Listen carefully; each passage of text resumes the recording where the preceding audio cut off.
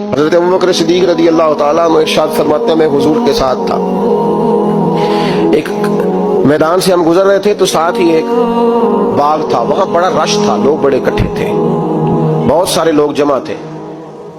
نبی پاک صلی اللہ علیہ وسلم نے فرمایا ابوبکر پتہ کرو کیا ہوا۔ جناب صدیق اکبر رضی اللہ تعالیٰ عنہ تشریف لائے اور واپس جا کے عرض کرنے لگے یا رسول اللہ صلی اللہ تعالیٰ علیہ وسلم ایک اونٹ پاگل ہو گیا، لوگوں کو کاٹ رہا ہے، لوگ اس کو گرفتار کرنے کی کوشش کر رہے ہیں، کسی کے ہاتھ میں ڈنڈا ہے، کسی کے ہاتھ میں رسا ہے، کسی کے ہاتھ میں نیزہ ہے، قابو نہیں آ رہا۔ نبی پاک صلی اللہ علیہ وسلم نے فرمایا چلو میں چلتا ہوں۔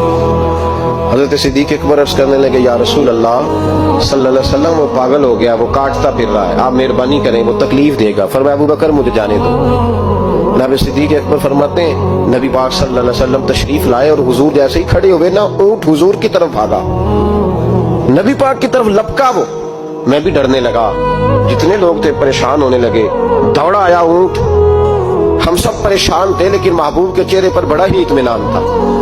فرماتے اونٹ دوڑا آیا اور سیدھا آ کے اس نے حضور کے قدموں پہ سجدہ کیا، اور جناب صدیق اکبر فرماتے ہیں اس نے حضور کے کان میں کچھ کہا تو نبی پاک کی آنکھوں میں آنسو آ گئے، اس کے دکھ پر۔ او بھائی غور تو کرو، اس بات کو سمجھو تو صحیح، تو جیتے جاگتے ہنستے کھیلتے انسان کے دکھ پر پریشان نہیں ہوتا، تو مسلمان پڑوسی ساتھ رہنے والا، پلنے والا، بسنے والا، اس کی جوانی لڑک پن بڑھاپا تو نے آنکھوں میں دیکھا، تجھے اس کے دکھ پر پریشانی نہیں ہوتی۔ ایک اونٹ کان میں بولا، اس کیفیت کو سمجھ تو صحیح یار، اس رنگ کو محسوس تو کرو مہربانی اہل زمین پر، خدا مہربان ہوگا عرش بری پر۔ کے کان میں کچھ کہا، حضور رو پڑے، پھر محبوب نے فرمایا رسی لاؤ۔ مالک رسی لایا تو حضور نے اس کے ناک میں نکیل ڈالی، اس نے خاموشی سے ڈلوا دی،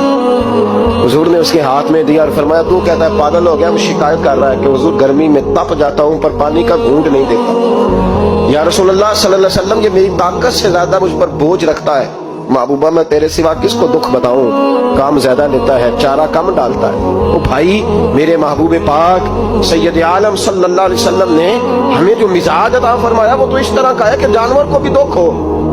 تو محبوب پاک کو تکلیف ہوتی۔